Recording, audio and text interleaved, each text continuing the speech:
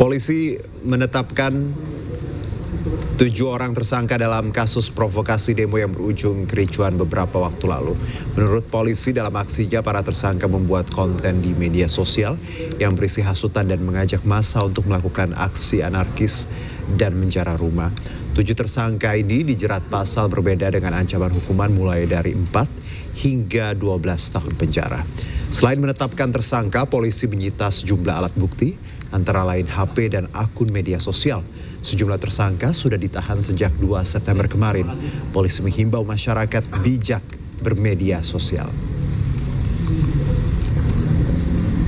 Kami menghimbau kepada seluruh masyarakat untuk tetap tenang dan bijak dalam menggunakan media sosial. Dan mari kita bersama-sama menjaga suasana tetap kondusif dengan tidak menyebarkan informasi yang belum jelas kebenarannya dan menggunakan media sosial sebagai sarana untuk berbagi informasi positif dan saling mengingatkan. Kami mengajak seluruh lapisan masyarakat untuk selalu memeriksa kebenaran informasi sebelum membagikannya. Pemirsa, artis sekaligus anggota DPR nonaktif Uya Kuya ajukan restoratif justice kepada salah satu pelaku penjarahan rumahnya. Pasalnya pelaku merupakan seorang wanita. Dengan didampingi istrinya, Uya Kuya mendatangi kantor Polres Jakarta Timur di Jatinegara, Jakarta Timur, Rabu sore. Uya Kuya dan istri keluar dari unit PPA Polres Jaktim setelah bertemu pelaku penjarahan rumahnya untuk ajukan restoratif justice dengan pelaku inisial RJ. RJ yang merupakan seorang perempuan tidak mengetahui barang rongsokan yang diambilnya dari depan rumah Uya Kuya adalah hasil perusakan dan penjarahan. Uya Kuya juga mengaku belum melapor terkait insiden penjarahan rumahnya. Uya Kuya menyerahkan semua proses hukum ke pihak kepolisian. Bang, terkait terus terang, saya kalau 10 tersangka ini saya nggak tahu, maksudnya nggak, karena saya juga sampai sekarang belum buat laporan apa-apa, Dan itu kan mungkin hasil laporan model A dari polisi atau mungkin hasil tangkapan polisi pada saat itu. Saya juga nggak mengerti karena tadi urusan saya kan di unit PPA dan khusus buat ibu ini aja. Pasca penjarahan rumah Uya Kuya, polisi menangkap 18 orang, 10 orang ditetapkan sebagai tersangka, 4 diantaranya terbukti menyerang petugas.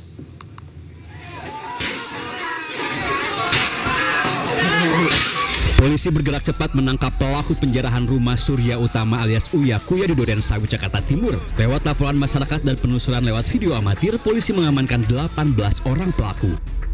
Menurut Kasat Reskrim Polres Metro Jakarta Timur AKBP Diki Vertovan, dari 18 orang tersebut 10 orang resmi ditetapkan sebagai tersangka, sementara 8 orang lainnya berstatus saksi dan sudah dipulangkan. Dari ke-10 orang tersangka, 4 orang terbukti menyerang petugas, sementara 6 lainnya terbukti melakukan penjarahan. Hingga kini polisi belum menunjukkan identitas para pelaku, termasuk motif penjarahan dan penyerangan petugas. Sabtu malam 30 Agustus, ratusan orang menggeruduk rumah Uya Kuya di Durensawit, Jakarta Timur. Lewat video amatir yang beredar, massa menjarah barang-barang yang ada di rumah Uya Kuya. Kini rumah anggota DPR RI dari fraksi PAN itu sudah dipagari seng dan tidak bisa dimasuki warga. Tim Liputan iNews melaporkan. Para wakil pimpinan DPR RI gelar pertemuan dengan perwakilan Aliansi Badan Eksekutif Mahasiswa Seluruh Indonesia, BEM, SI, Kerakyatan, dan sejumlah organisasi mahasiswa lain Rabu siang. Sangat sedikit yang Bu. Tentu ini menjadi catatan bahwa seharusnya diwakilkan di setiap pertemuan rapatnya.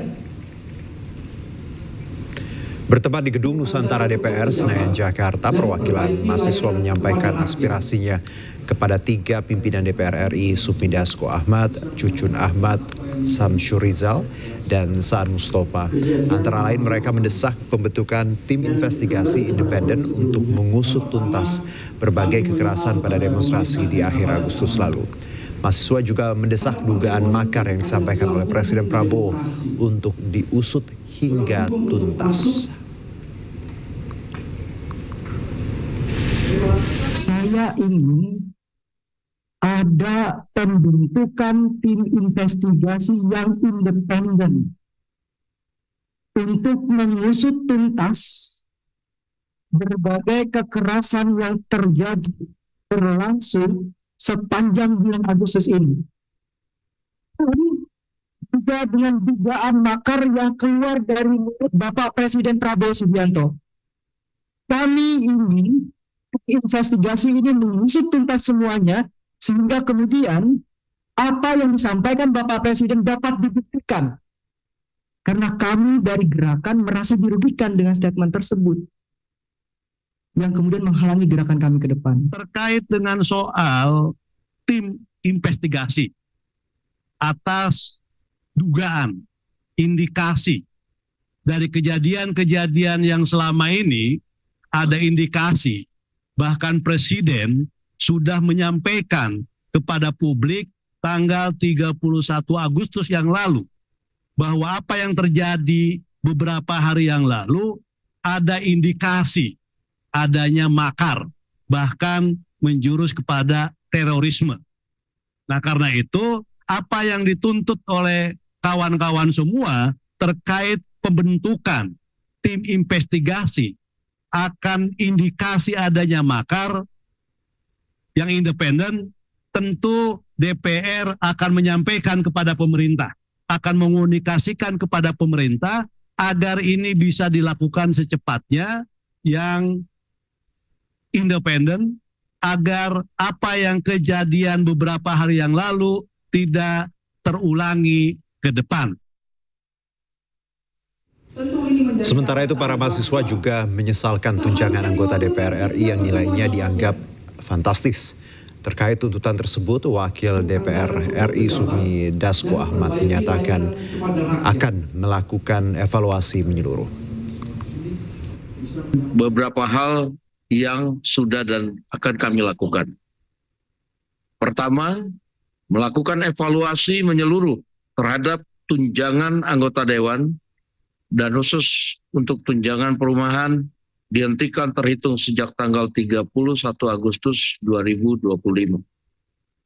Yang kedua, moratorium kunjungan kerja atau perjalanan dinas luar negeri anggota DPR serta melakukan efisiensi untuk kunjungan kerja di dalam negeri. Reformasi DPR akan dipimpin langsung oleh Ketua DPR Ibu Puan Maharani untuk menjadi DPR yang lebih baik dan transparan.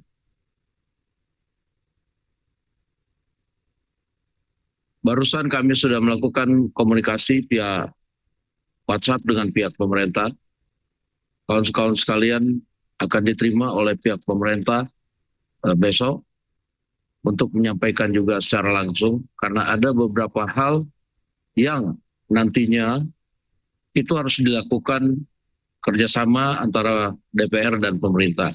Seperti tadi membentukan tim investigasi dugaan makar, lalu kemudian soal undang-undang perampasan aset misalnya, kan itu pembuatan undang-undang adalah DPR dan pemerintah, serta tadi tuntutan pengurangan pajak-pajak serta beberapa hal yang harus memang dilakukan oleh pemerintah dan DPR.